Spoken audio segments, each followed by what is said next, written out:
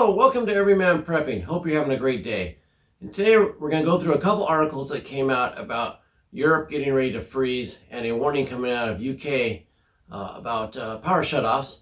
And then I figured we'd go through, I brought out some of the stuff I have for staying warm, making light when there's no power, so you can get some ideas for yourself and some suggestions of what you can do when your power goes off or you can't afford the power, can't afford the natural gas, and you want to try to heat yourself up. So first, the article here, it says, the first one was the UK said they gave out a rolling blackout emergency warning. It was going to happen tonight. It was canceled pretty soon after that. And, but it was a warning that it's going to happen soon. And this wasn't supposed to happen until January, February, not November. So to have a warning go out, even though it was canceled fast, should be a eye-opener for everybody in the UK, in Europe, that they're going to happen sooner rather than later. Now, this next article says that Europe's first major cold snap of the season is imminent. They've had warmer than usual weather, so they've been spoiled a little bit, and they have all their natural gas topped off, 95% in their tanks for the the countries, so they're feeling pretty happy, but it hasn't been cold. But that, according to this article out of the Hedger, and I'll post it below so you can see as well, it says it's due to dip here this week, return to about the normal of 36 degrees Fahrenheit towards the end of the week, but in December, once again, get very frigid. So they're going to be tested here soon, as it says, that, and it's going to decline, is going to go down through December, getting colder. So it's going to be their first real test that they're going to have. And as you can see, I'll put a chart up. You can see that they're at 95 or plus % full, about average for what they usually are.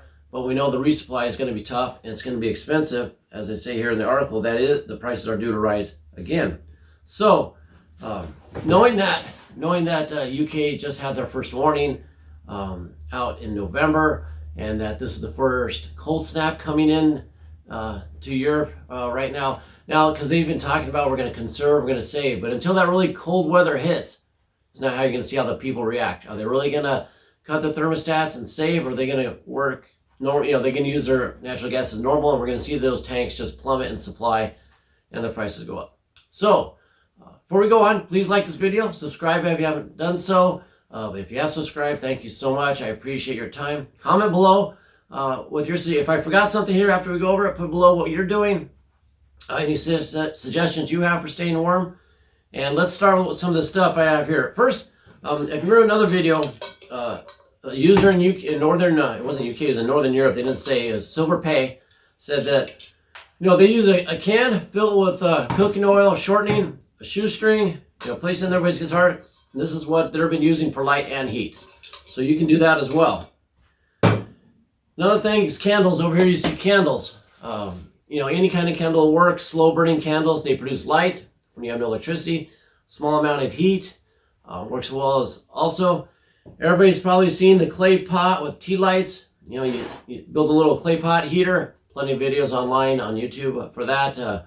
I'm not going to go through how to use any of this stuff in this video. This is just to show you, what I have and what you could get as well.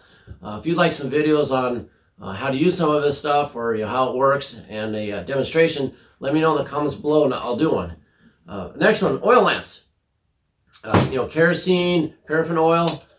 This is just a little deets.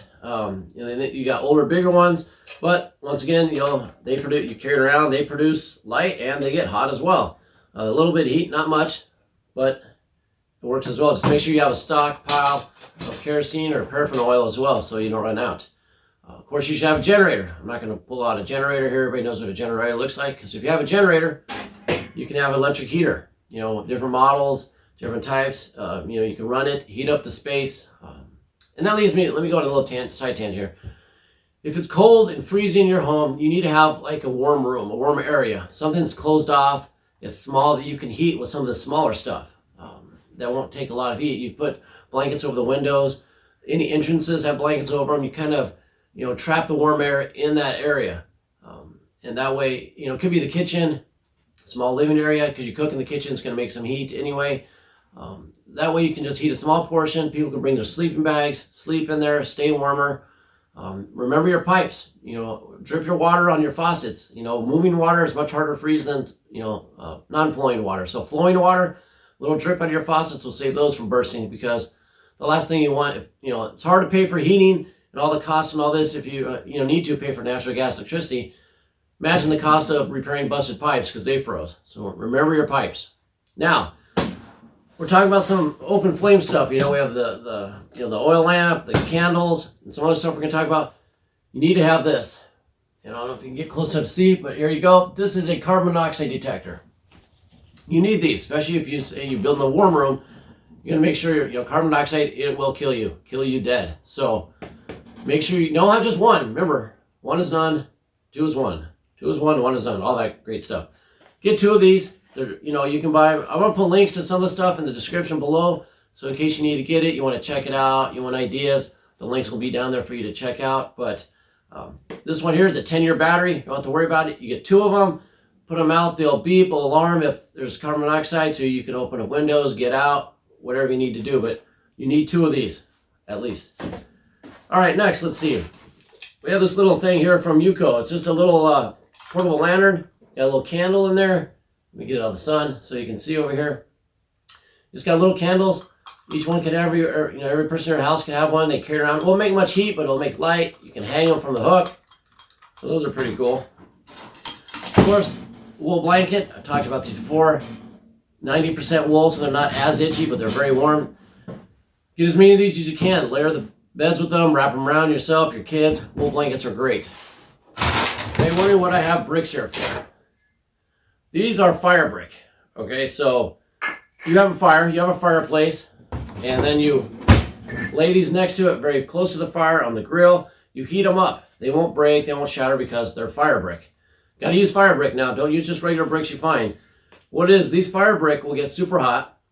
You wrap them in a towel, you put them in your wool blanket like this, put them in your bed. Nice heating source. They'll radiate the heat for a while, keep you warm. You can even put them in blankets, put them on your laps. So fire brick. A lot of people don't think about heating up fire bricks to heat up beds and other things. I'm going to scoot a little bit over since the sun's coming in at me.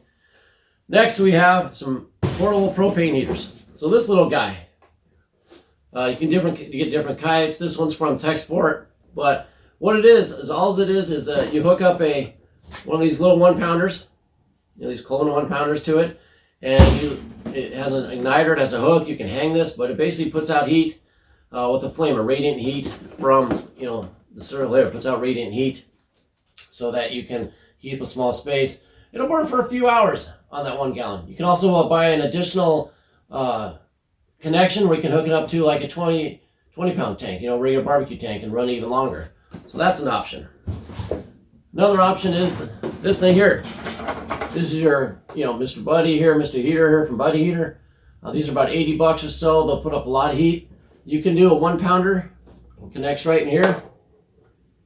Heat up for a long time. You can also get another connection here for a cable or a pipe connection, and you can then run it off a 20-pound tank as well. It lasts for a long time. These put out a ton of heat. They're very good. Once again, I'm going to say it again. Carbon monoxide detectors. Got to have them though. If you're running anything with an open flame, you need that. Lastly, on my table here of stuff, this is a winter well. Basically, it's a wood-burning stove. It's portable. It's small, as you can see. It has a little window. Put some small locks. Now, you gotta plumb it. You gotta put the vent. You gotta vent this to the outdoors. You can put it in a fireplace, but you gotta vent it up the chimney. Can't just have it pouring out in the house. Make sure you take care of that. Have a professional come install it if you need to, or at least install the venting so you can just hook this up when you need it. But they work great. They have these little things here. You can dry clothes on, heat things up on. You could put your fire brick on here and heat it up. You can cook on the top of it. They're great little stoves. The winter wells are great little stoves. They're not cheap, so you definitely have to have the money to buy it. But they're great, make a lot of heat, and really heat up a room really quick. So you have some of the cheaper things, the oil lamps, just the candles, the clay, a little more expensive on the left side here. Of course, your blankets, your sleeping bags to help you out. Fire bricks are easy to get. Now, one thing people don't also talk, this last thing here is that people don't think about is moving, activity, to stay warm. It doesn't help you when you're sleeping, but when you're cold and you're not sleeping, if you're physically able, one thing is to keep you like jumping jacks, push-ups. Do them. Do sets of 10, 15, 20. You have your layer, you're dressed in layers, you got, shirts, jackets, everything on. and then you knock out 10, 15 push-ups every couple minutes, you're going to heat up really fast. Don't forget personal mobility or exercise. Even for your kids, if they're freezing, get them moving. It'll help a ton. If you're not physically able to do that, totally understand. Think it's something you can do. Maybe it's just lifting something over and over, just a little workout. When you get that blood moving and the heart pumping, you're going to warm up as well. So that's what I have for you today. That's basically my show and tell for right now. Please leave in the comments below, something I've forgotten, idea you have, suggestions, whatever you may have. Let's help each other out here. And please, everybody stay warm. Europe, get ready. I know we've had the cold here in the U.S. Buffalo was smacked with like 5 feet of snow. So if you see something out here that you need or sparks an idea, please go out and get it. Until next time, keep your ear to the ground, head on a swivel.